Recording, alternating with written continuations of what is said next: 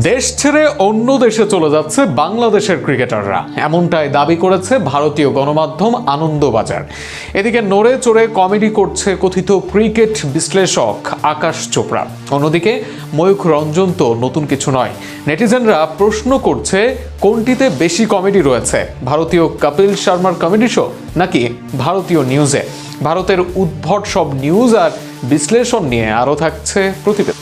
সাকিব আল হাসান, তাসকিন আহমেদ কিংবা লিটন বা শরীফুলদের এবার আইপিএলে দলে নেওয়া হয়নি। এ নিয়ে বাংলাদেশ বা বিসিবি কোনো আপত্তি জানিয়েছে? উত্তর না, আর সুযোগও নেই। কিন্তু একই লিগে মুস্তাফিজকে নিয়ে যখন বাদ দেওয়া হলো, তখন কেন এত বড় প্রশ্ন তুলেছে বাংলাদেশ? উত্তর সহজ, মুস্তাফিজকে বাদ দেওয়া হয়েছে উগ্রবাদীদের ভয়ে, নিরাপত্তাহীনতায়।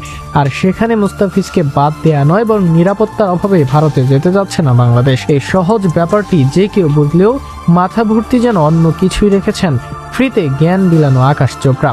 হেলে দুলে দাঁত বের করে নিয়মিত এই ব্যাপারটিকে আইপিএলে কাউকে খেলানো বা বিসিসিআই এর ইচ্ছে সেই ছোট জায়গায় রাখতে চাচ্ছে। ফিজকে বাদ দেওয়ায় সবচেয়ে বড় উস্কানিদাতা ছিল দেশটির আরও এক কমেডিয়ান, সাংবাদিক ময়ূখ রঞ্জন দাস। ভাবতে অবাক হবেন, এই সাংবাদিক কিনা দেশটির প্রধানমন্ত্রীর সাক্ষাৎকারও নেয়। আনন্দবাজার পত্রিকা যে হেডলাইন করেছে তা ছাড়িয়ে গিয়েছে সবকিছুকে। এক অনলাইন নিউজে তারা লিখেছে, বিশ্বকাপ খেলতে না পেরে নাকি বাংলাদেশ ছেড়ে চলে যাচ্ছে বাংলাদেশের ক্রিকেটাররা।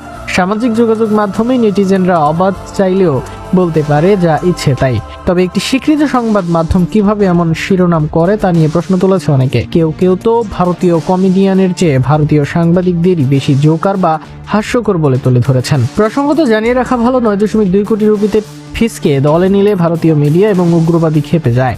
এতে করে তা সামাল দিতে না পেরে নিরাপত্তার শঙ্কায় মুস্তাফিজকে বাদ দিতে বাধ্য হয় কলকাতা নাইট রাইডার্স। বিসিসিআই এর এমন সিদ্ধান্তে স্পষ্ট হয় ভারত বাংলাদেশিদের জন্য নিরাপদ নয়। তার প্রেক্ষিতে ভারতে গিয়ে বিশ্বকাপ না খেলার সিদ্ধান্ত জানায় বাংলাদেশ সরকার ও ক্রিকেট বোর্ড।